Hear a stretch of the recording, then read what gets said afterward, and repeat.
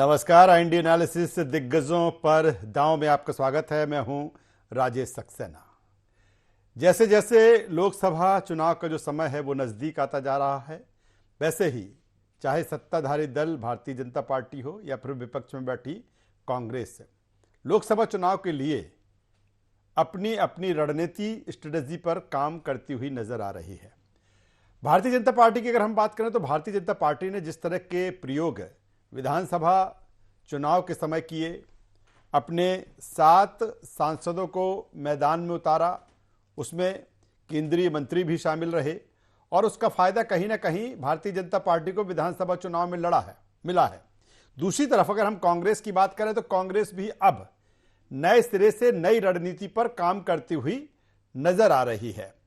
पहले नई टीम मैदान में आई, फिर प्रदेश प्रभारी बदले गए और अब जिस तरह से बैठक हुई है, इस बैठक में यह कहा जा रहा है कि जो कांग्रेस के दिग्गज नेता हैं उन्हें पार्टी लोकसभा का चुनाव लड़ा सकती है, चाहे वो कांतिलाल भूरिया हों, अरुण यादव हों, केपी सिंह हों, तरुण भानोत, जबलपुर से उनके नाम की चर्चा है, जिस तरह से कमलेश्वर पटेल, हिना कांवरे, दूसरी तरफ दिग्विजय सिंह और यहां तक कि जीतू पटवारी के नाम की भी चर्चा है।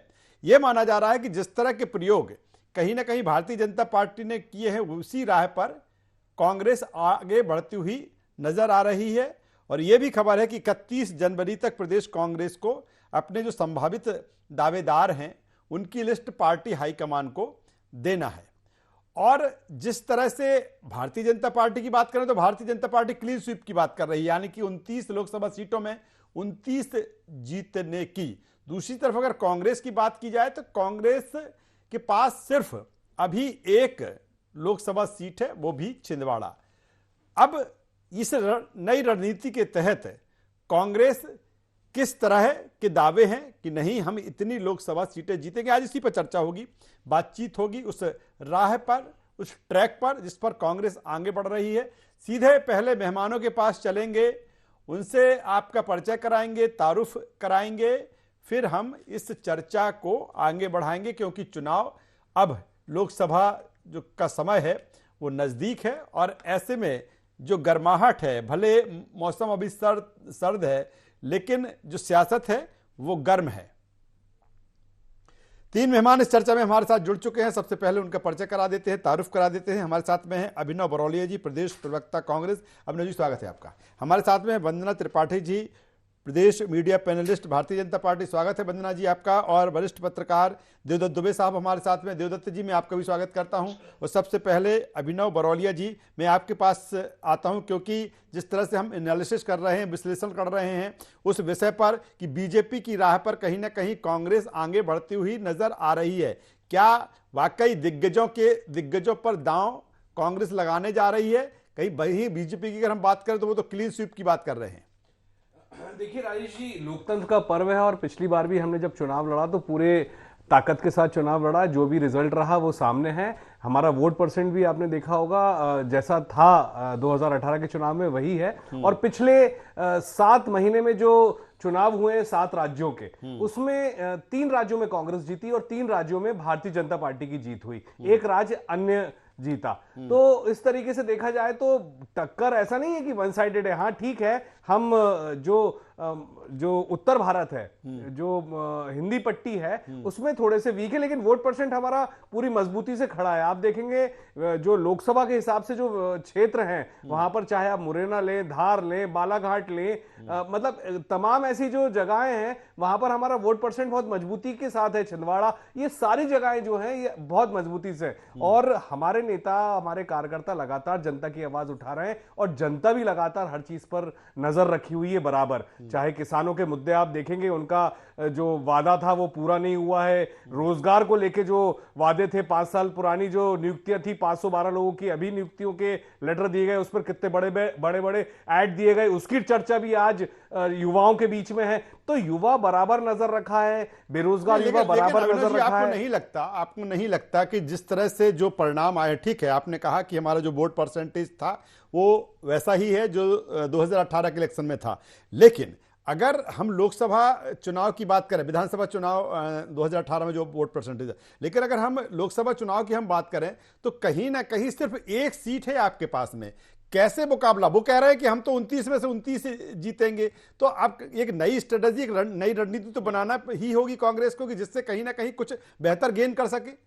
देखिए राजेश जी, भारतीय जनता पार्टी इस समय जो मैंने बताया सेंट्रल इंडिया में अपने पीक पर है। एक बिल्कुल शिखर जो होता है, शिखर से ऊपर कुछ नहीं होता है। 29 में से 28, राजस्थान में 26 में से 26, गुजरात में 25 में से 25। तो ये पूरा जो कहा जाता है ना, एक उत्तर प्रदेश में पूरा पीक। तो मेहनत करने की जरूरत, स्थायी रखने की जरूरत, अपनी सीटों को बचा के रखने की जरूरत भारतीय जनता पार्टी को। हमें गेन ही करना है। हमारी ताकत पूरी ये है कि हम 20 से 22 सीटें जीते, लेकिन हम जहां तक भी जाएंगे हम गेन करेंगे। हम, आप देखेंगे रिजल्ट जो है वो हमारे पक्ष में आएगा, क्योंकि जो सारी चीजें चल रही हैं अभी देश के अंदर, हालात जो चल रहे हैं, जो वादों को नकारने की राजनीति चल रही है और भ्रमित करने की राजनीति चल रही है, उसे जनता समझ रही है। तो हम प्रॉपर तरीके से अपने, आप जीतू पटवारी जी का इतनी, हम हारे यहां पर, लेकिन जीतू पटवारी जी का सशक्त नेतृत्व आपने देखा होगा, स्वागत। उसके बाद उनके लगातार दौरे, सशक्त नेतृत्व, अब जिस तरह से अभिनव जी कह रहे हैं, नया नेतृत्व, और चाहे मध्य प्रदेश की बात कर लें या फिर हम प्रदेश प्रभारी की बात कर लें, सीधे वंदना जी के पास में आ जाता हूं। वंदना जी, आप क्लीन स्वीप की बात कर रहे हैं, दूसरी तरफ कहीं ना कहीं अब जो कांग्रेस है वो बीजेपी की राह पर आगे बढ़ती हुई नजर आ रही है। कई एक्सपेरिमेंट आपने भी किए थे, अब वो भी करने वाले हैं। वो कह रहे हैं कि नहीं, अब नई रणनीति के साथ, नई स्ट्रेटजी के साथ हम मैदान में रहेंगे और बेहतर गेन करेंगे। वो ये भी है कि उनके पास में खोने के लिए बहुत ज्यादा नहीं है, उनके पास पाने के लिए ही है। और आप क्लीन स्वीप की बात कर रहे हैं।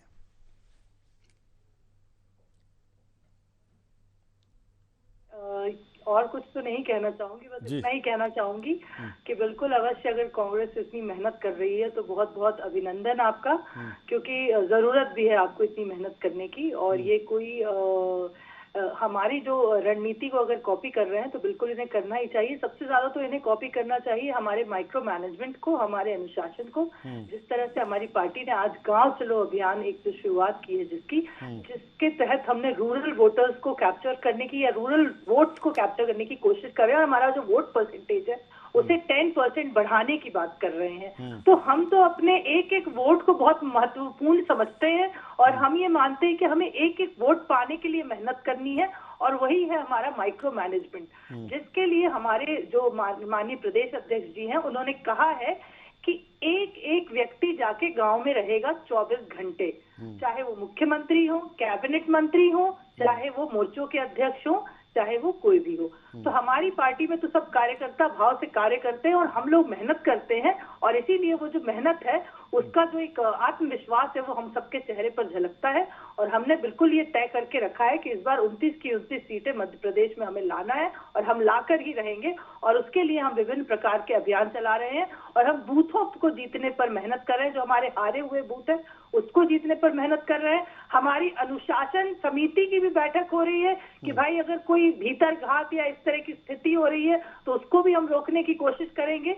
तो हम लोग हर स्तर पर कार्य कर रहे हैं, मेहनत कर रहे हैं। हम ना किसी को कॉपी करते हैं, ना किसी को फॉलो करते हैं। हम अपनी रणनीति के साथ आगे बढ़ते हैं, और यही रणनीति और यही माइक्रो मैनेजमेंट है जो हमें इस तरह से विधानसभा 3-3 विधानसभा क्षेत्रों में जिताता है, 3-3 राज्यों में जिताता है। और कहीं ना कहीं यही हमें 29 की 29। चलिए वंदना जी, आता हूं दोबारा आपके पास में, आता हूं देवदत्त दुबे साहब के पास में आ जाता हूं।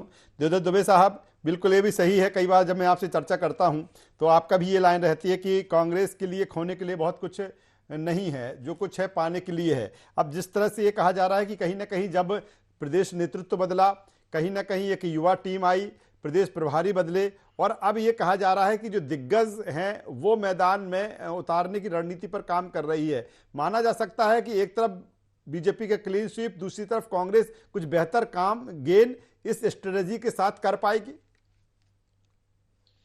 देखिए, मध्य प्रदेश की राजनीति है जो दो दलीय है, भाजपा और कांग्रेस। तो स्वाभाविक रूप से जो भी करना है विपक्ष की भूमिका में कांग्रेस को करना है। और कांग्रेस नए सिरे से अपने नेतृत्व के तमाम पदों पर परिवर्तन किया है, और जिस तरह से वो एक तरह से उठ खड़े होने की स्थिति में है, तो स्वाभाविक है कि मध्य प्रदेश में उसके लिए बहुत कुछ करने को है, और वो कर रही है।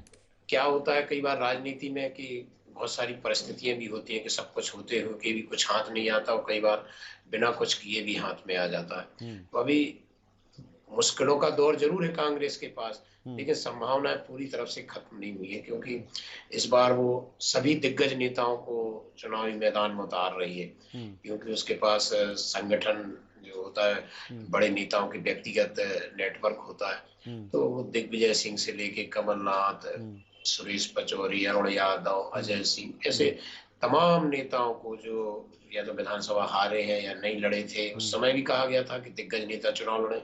भाजपा ने तो अपने 7 सांसदों को लड़ाया, जिसमें 3 केंद्रीय मंत्री थे, 1 राष्ट्रीय महासचिव भी थे। तो अब कांग्रेस भी उसी रणनीति पे कम से कम एक सीट पे ऐसा दबाव बनाए जो भाजपा एक बड़े जीत की तरफ, जो उसका दावा है कि हम सभी 29 सीटें जीतेंगे। वो पिछले चुनाव में स्वाभाविक से 28 सीटें भाजपा ने जीती थी, तो उनके दावे में दम भी है। तो कांग्रेस उस वोट परसेंटेज को भी रोकेगी, और कहीं हो सकता है कि परिणाम भी उसके पक्ष में आ जाए। जैसा कि भाजपा वोट परसेंटेज बढ़ाने के लिए भी प्रयास कर रही है कि 2019 के चुनाव में 58% वोट मिला था, अब हम 60 और 65% वोट ना। ये राजनीति में चलता रहता है, उतार चढ़ाव चक्री जैसा चलता रहता है। बस ये कि आप संघर्ष करते रहिए, जनता की आवाज उठाते रहिए। बेहतर बात दे दो जो साहब आप कर रहे हैं, और रणनीति स्ट्रेटेजी बिल्कुल, अगर जो बेहतर तरीके से अपनी रणनीति पर कामयाब हो गया वही सिकंदर नसीद। एक बार फिर अभिनव बरौलिया साहब के पास में आ जाता हूं। अभिनव जी, जिस तरह से बिल्कुल आपने कहा कि जो आपका वोट शेयर रहा है, जो आपके पास 2018 में था वही ही आपके पास 2023 में भी है, लेकिन अगर हम देखें तो भारतीय जनता पार्टी की जिस तरह से एक रणनीति रहती है कि किस तरह से वोट परसेंटेज को बढ़ाना है, इस पर लगातार फोकस, जिस तरह से उन्होंने विधानसभा चुनाव में एक लक्ष्य रखा था कि 41% से और हम 51% ले जाना, बहुत हद तक वो उसमें कामयाब भी हुए। उसके लिए उन्होंने संगठनात्मक स्तर पर तमाम सारा काम भी किया। अब लोकसभा चुनाव में भी वो अपना वोट परसेंटेज बढ़ाने की दिशा में काम कर रहे हैं। दूसरी तरफ अगर हम कांग्रेस की बात करें तो ठीक है, आप कह रहे हैं कि 41% हमारा बरकरार रहा, लेकिन अब चुनौती इस बात को लेकर कि अगर आपको लोकसभा सीट जीतना है तो कैसे वोट परसेंट को बढ़ाया जाए। वो कह रहे हैं हम माइक्रो मैनेजमेंट पर काम करते हैं, संगठनात्मक इस पर। क्या एक कमी है कांग्रेस में कि जो माइक्रो मैनेजमेंट एक संगठनात्मक स्तर पर होना चाहिए, उसमें कहीं ना कहीं कांग्रेस पीछे रह जाती है? देखिए, भाजपा की सिर्फ एक रणनीति होती है, जनता के मुद्दों से भटकाना और जनता को भटकाना, भ्रमित करना। और कांग्रेस की रणनीति होती है जनता के मुद्दे लगातार उठाना, जनता की बात करना, युवाओं की बात करना, किसानों की बात करना, कर्मचारियों की बात करना, संविदा कर्मचारियों की बात करना, और वो हम लगातार उठाते हैं। हमारे नेता भी उठाते हैं, हम लोग जमीन पर रह के काम करते हैं, जमीन पर ही सारी चीज होती है। लेकिन भारतीय जनता पार्टी की रणनीति रहती है इवेंट करना, इवेंट कर करके, क्योंकि सरकार 20 साल से लगातार चल रही है मध्य प्रदेश में, कई राज्यों में, हिंदी पट्टी के राज्यों में। तो इवेंट करने के लिए जनता के टैक्स के पैसे की बर्बादी कैसे करनी है ये जनता समझती है। लेकिन ठीक है, जनता को आप अपनी रणनीति के तहत आप उसको चाहे माइक्रो मैनेजमेंट का नाम दे दें या किसी भी चीजों का नाम दे दें, लेकिन जनता जो है ये चीजों को समझती जाती है। वो कहीं ऐसा नहीं हुआ है कि आपने पूरे जम के, आपका पूरी जगह इस चुनाव में आपको 50% वोट मिला, कैसे मिला वो भी जनता समझ रही है, जनता के बीच में उसकी भी चर्चा है। तो जनता जनार्दन होती है सबसे बड़ी बात, और हम जनता के साथ कनेक्ट हैं, इसलिए हमें वोट परसेंट, इतनी बुरी स्थिति में भी हमारा वोट परसेंट खराब नहीं हुआ कहा जाता है ऐसा, क्योंकि जनता हमारे साथ कनेक्ट है। जनता आज पहले भी बदलाव चाहती थी, आज भी चाहती है, लेकिन जो भी अभी इसके ऊपर बहुत सारी चर्चा करने का समय नहीं है। लेकिन अमनो जी, नहीं लगता कि ठीक है, आप कह रहे हैं कि तमाम सारी चीजें जिसका जिक्र अभी आप कर रहे हैं कांग्रेस लगातार करती आई है, क्या आपकी चीजें जो हैं वो बेहतर तरीके से आप जनता को नहीं समझा पा रहे? क्योंकि भारतीय जनता पार्टी तो गेन ही कर रही है, आप भले उस पर बने हुए हैं, लेकिन जब आपको चुनाव जीतना है तो कहीं ना कहीं आपको भी तो एक रणनीति बदलने की भी जरूरत है। वो अगर इवेंट कर रहे हैं तो कहीं ना कहीं अपनी रणनीति पर भी आपको दूसरी तरफ काम करना होगा, तभी आप उस फाइट पर आ पाएंगे। जी बिल्कुल राजेश जी, ये बिल्कुल सही बात बोली आपने कि जनता को भ्रमित करने के लिए हम इवेंट नहीं कर पा रहे हैं, जनता को बरगलाने के लिए हम कुछ ऐसा कर नहीं पा रहे हैं कि जनता हमारी बातों में आ जाए। जनता के मुद्दे हम लगातार उठा रहे हैं। आज बेरोजगारी सबसे बड़ा मुद्दा है, उस मुद्दे को हम लगातार उठा रहे हैं। आज सड़कें, आज नगर निगमों में पैसा नहीं है। जो हालत आप भोपाल राजधानी की बता रहा हूं, आप कुछ चुनिंदा कॉलोनी, 2-4 कॉलोनी को छोड़ दें तो सड़कों पर धूल उड़ रही है, वहां पे रोड नहीं बन रही है, नगर निगम में तनख्वाह देने के पैसे नहीं है कई जगह पे। तो ये समस्याएं जो है, ये जटिल समस्याएं जिनको हम लगातार उठाते। हां, हम ढोंग नहीं करते इनकी तरह, दिखावा नहीं करते, यही शायद हमारी खामी रही होगी। चलिए, इससे ज्यादा तो कुछ नहीं। वंदना जी कुछ कह रही हैं। वंदना जी, देखिए, ये अभिनव जी की बातों से एक कहावत याद आती कि रस्सी जल गई पर बल नहीं गया। तो ये रस्सी बार बार जल जाती है पर इसका बल नहीं जाता है कभी भी। ये इसी अकड़ और हेकड़ी में रहे आते हैं कि बस हम तो मुद्दे उठाते हैं, हम ये मुद्दे उठाते हैं, हम उन मुद्दों पे काम करते हैं, उनके लिए योजनाएं बनाते हैं और उनको रिजल्ट पे ले जाते हैं। बस यही अंतर है कि ये मुद्दे ही उठाते रहते हैं, मुद्दों पे काम करने के बारे में कभी नहीं सोचते कि मुद्दों पे काम कैसे किया बना जाए, देते, कैसे लोगों को सड़कें बना देते आप, योजनाओं के माध्यम से लाभ युवाओं को रोजगार दे देते। 3 लाख पद योजनाओं रिक्त को पड़े हैं खोजते सरकारी। रहते हैं। आता हूं अगर जी, ये आता हूं लोग आपके पास। जनता के हित की बात करते तो ये जनहितैषी योजनाओं को कोसते नहीं। ये बार बार ये नहीं कहते कि लाडली बहना योजना बंद हो रही है। ये इस तरह के भ्रम फैलाते रहते हैं। इन्होंने एक पॉइंट बना लिया कि हमें एक नेगेटिव नैरेटिव सेट करना है बीजेपी के अगेंस्ट में, पर इन्हें अपने पॉजिटिव्स पे कभी काम नहीं करना है कि थोड़ा सा अपने पॉजिटिव्स पे काम करें, अपनी रणनीति को, अपने मैनेजमेंट को, अपने जो बूथ लेवल के कार्यकर्ताओं हैं उनसे कार्य कराएं। देखिए, जब तक कोई बूथ नहीं जीतेगा तो बड़े स्तर के प्रदेश अध्यक्ष जो इनके जीतू पटवारी है, चाहे कितनी भी मेहनत कर ले, अगर इनका बूथ का कार्यकर्ता जनता तक नहीं पहुंचेगा तो वोट डालने जनता बूथ पर ही जाती है। हम बूथ तक जाते हैं, हमारे बूथ तक के पन्ने के प्रभारी बने हुए हैं, हम जन जन तक जाते हैं। ये कहते हैं हम इवेंट करते हैं, हाँ इवेंट करते हैं। हमारे कार्यकर्ता चाय पीते हैं साथ में बैठ के, हमारे कार्यकर्ता चर्चा करते हैं कि आपकी समस्याएं क्या है, हमारे कार्यकर्ता साथ में बैठ के मन की बात देखते हैं। करोड़ों रुपए का पैसा टेंट हाउस वालों को दिया जाता है, इसीलिए जनता बार बार हमें खूब बड़े बड़े ऐड दिए जाते हैं अखबारों में। किसने मना किया आपको जुड़ने से? गजब कर दिया जनता के आपने, दिल से 500 जुड़ेंगे, लोगों को नौकरी तभी दी है, जनता उसका दिल से बड़ा बड़ा आपको ऐड दे रहे हैं आप।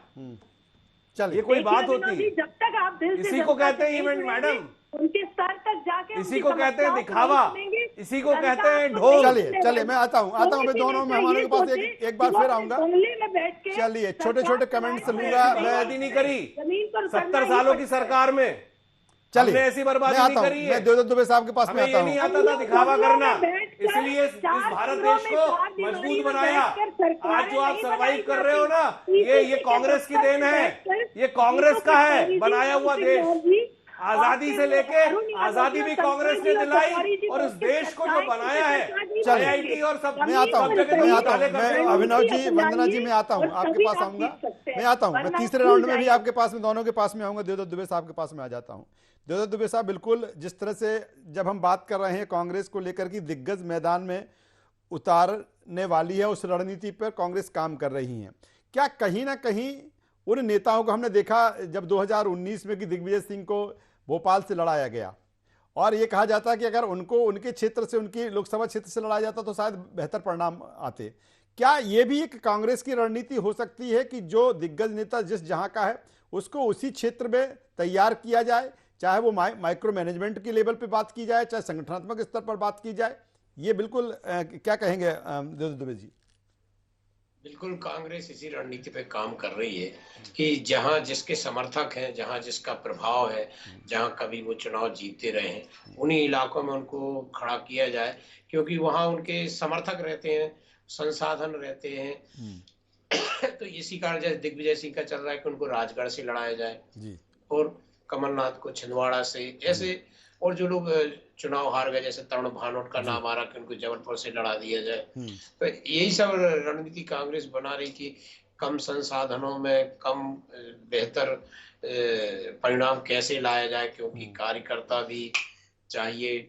आजकल अब चुनाव बहुत महंगे हो गए हैं, आर्थिक संसाधन जुटाना भी, जनमत जुटाना भी, बहुत सारे मुद्दे हैं। चुनाव कोई आसान नहीं रह गए। तो कांग्रेस जैसे लगातार विपक्ष में है तो उसको व्यक्तिगत स्तर पर जो सक्षम लोग हैं, दमदार लोग हैं, उनको मैदान में उतारेगी, और इसी रणनीति पे पार्टी काम कर रही है। जैसे कि जो भी है, जिन परिस्थितियों में अधिकतम क्या हासिल किया जा सकता है, उसके लिए स्वाभाविक है कि वो दमदार नेताओं को उनके मन माफिक इलाकों से लड़ाएगी, जिससे कि वहां कोई शिकायत ना कर सके कि हमें यहाँ से दिया, वहां से दिया।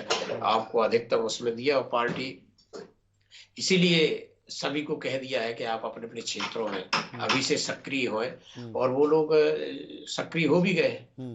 बिल्कुल बिल्कुल बिल्कुल दुबे साहब, अहम बात आप कर, मैं सीधे अभिनव बरौलिया जी के पास में। अभिनव जी, जिस तरह से बात आ रही है कि आपकी जो बैठक हुई और बैठक के बाद ये कहा गया कि जो तमाम सारे दिग्गज जिनके नाम की चर्चा मैंने शुरू में की है, 31 जनवरी तक जो संभावित दावेदार हैं कहीं ना कहीं पार्टी हाईकमान की तरफ को भेजना है। क्या ये भी रणनीति है? आपने हालांकि विधानसभा चुनाव में भी ये बात कही थी कि हम पहले चुनाव के काफी पहले कुछ जो कैंडिडेट हैं उनको हम डिक्लेयर करेंगे।